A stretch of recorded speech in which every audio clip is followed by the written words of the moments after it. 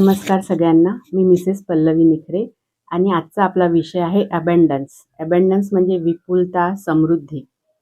जेव्हा आपण रात्री झोपतो तेव्हा आपल्या मनात असा विचार येतो का की उद्या सकाळी सूर्य उगवणार की नाही, आपल्याला भरपूर सूर्यप्रकाश मिळणार की नाही, किंवा उद्या माझ्या फॅमिलीला आपल्याला सगळ्यांना ऑक्सिजन पुरणार की नाही, असा कोणताही विचार येत नाही. या गोष्टींचं बिलकुल आपल्याला टेन्शन येत नाही. का बरं नाही येत? कारण आपल्याला माहिती आहे निसर्गाने भरभरून आपल्याला दिलेला आहे. भरभरून समृद्धी निसर्गामध्ये आहे.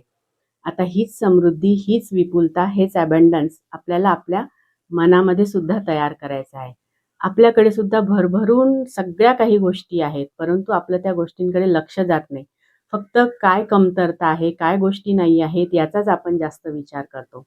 पहा ना, आपल्याला राहण्यासाठी घर आहे. आपल्या घरामध्ये भरभरून धान्य ठेवलेलं आहे. भरभरून भाज्या आहेत. जेव्हा आपण नळ सुरू करतो, नळाला पाणीसुद्धा आहे. कारण नसते पुष्कळ ठिकाणी कितीतरी किलोमीटर पायी जाऊन लोकांना पाणी आणावं लागते. त्याच्यामुळे या सगळ्या गोष्टींसाठी आपण थँकफुल राहायला पाहिजे. एवढंच नाही तर आपल्यावर प्रेम करणारी माणसं आपल्या आजूबाजूला आहेत. आपल्याजवळ कुटुंब आहे. ही सुद्धा किती मोठी गोष्ट आहे. मी 2 वर्षापूर्वी एक पोस्ट वाचली होती Facebookवर. ज्याच्यामध्ये लिहिलं होतं, की एक अमेरिकन व्यक्ती होता. त्यांनी तिथल्या न्यूजपेपरमध्ये एक जाहिरात दिली होती. त्यांनी भाड्याने रेंटवर मागितलं होतं. काय मागितलं असेल त्यांनी? त्यांनी कुटुंब मागितलं होतं, की आई, वडील, बहीण, भाऊ मला सगळेजण पाहिजे आहेत. म्हणजे पहा लोकं किती एकटे आहेत. फक्त जगच जवळ येत आहे. लोकं मात्र एकटे पडत आहेत. आपल्याकडे तर सगळं आहे. ठीक आहे. पूर्ण कुटुंब आपल्याजवळ आहे. असतात भांडणं कुटुंबामध्ये, प्रत्येक कुटुंबामध्येच भांडण असतात. असं कधीच होत नाही की एखादं कुटुंब आहे जिथे एकदाही कोणाचा वाद झालेला नाही. प्रत्येक कुटुंबात असते. परंतु ॲटलीस्ट ते सगळे आपल्या सोबत तर आहेत. ही किती मोठी गोष्ट आहे.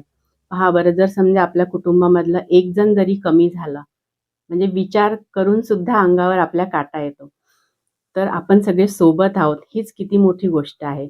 आणि म्हणून आपल्याला आपलं माइंडसेट असं बनवायचं आहे की माझ्याकडे भरपूर आहे. आणि का बरं बनवायचं? अबंडन्स माइंडसेट का बरं बनवायचं?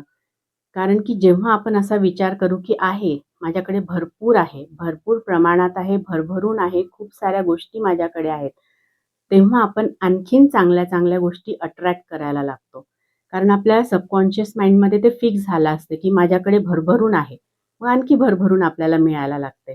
आणि दुसरी गोष्ट म्हणजे आपण आनंदी राहतो. जेव्हा आपण विचार करतो की माझ्याकडे ही पण गोष्ट आहे, ती पण गोष्ट आहे, ती पण गोष्ट आहे, तेव्हा आपलं मन म्हणजे इन्स्टंटली आनंदी होऊन जाते. त्याच्यासाठी सुद्धा आपल्याला आपला अबंडन्स माइंडसेट बनवणं खूप जास्त आवश्यक आहे. एक ॲक्टिव्हिटी करूया आजच्यासाठी. नेहमी आपण एक लिस्ट बनवतो. कोणती लिस्ट बनवतो? की ज्या गोष्टी आपल्याकडे नाही आहेत.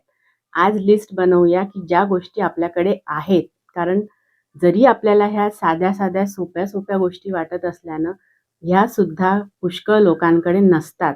त्याच्यामुळे be thankful for all those things, की ह्या सगळ्या आपल्याकडे आहेत. त्याच्यामुळे आपण सुद्धा आपलं माइंडसेट आता अबंडन्स बनवायचं आहे. विपुलता आपल्याकडे येणार आहे, समृद्धीसुद्धा आपल्याकडे येणार आहे. पुढल्या मेसेजमध्ये मी सांगणार आहे, कन्सिस्टन्सी इज द की. सातत्य, त्याचे फायदे काय आहेत ते. तर भेटूया पुढल्या मेसेजमध्ये. तोपर्यंत bye everyone. Enjoy your day with attitude of gratitude. Thank you very much.